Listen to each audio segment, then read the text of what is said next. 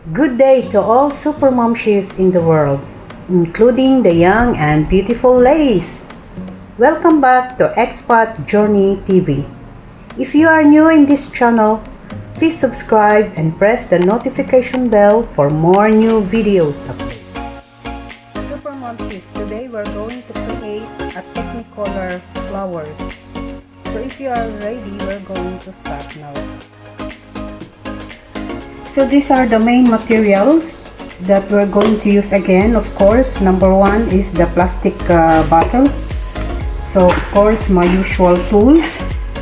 We have also the glue gun, and all we have to do is just to cut this portion because this is what is needed only. Alright, so we're going to cut this one to separate each other. Alright, so for momshies, this we don't need this part. All what we need is this.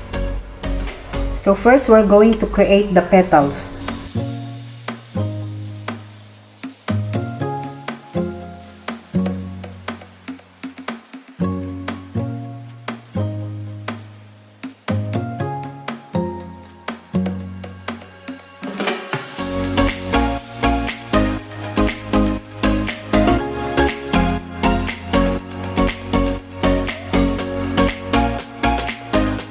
So this is how it looks like now. Now we're going to use candle.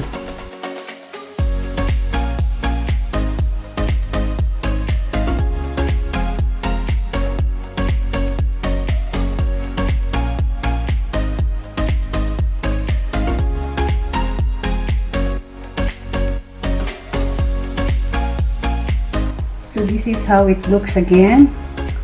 Right after, we're going to paint.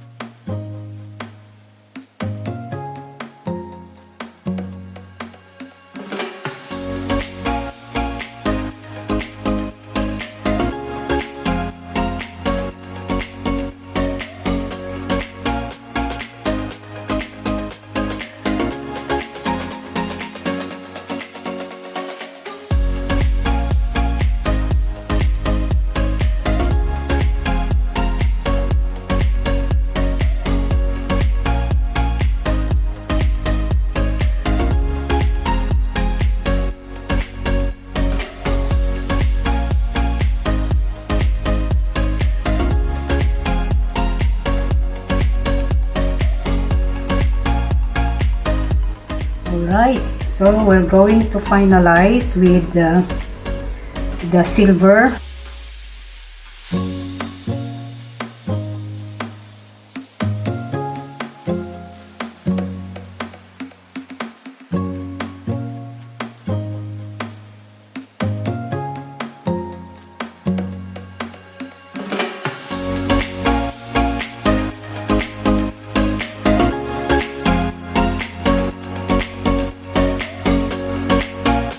So we'll leave it to dry.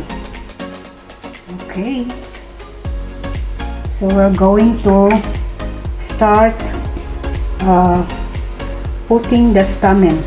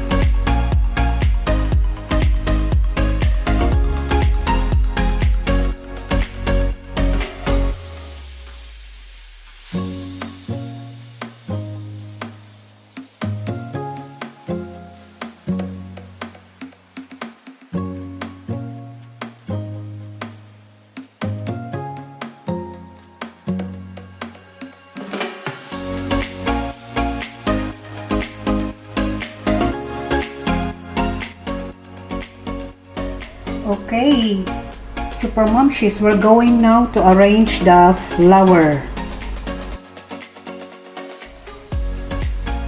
Super Momshies, this is now the final touch. So before we will end up this video, I would like to give a mega love shout out to all the subscribers and non-subscribers, and to the silent viewers. If you did not yet subscribe, please subscribe now and press the notification bell for more new videos update.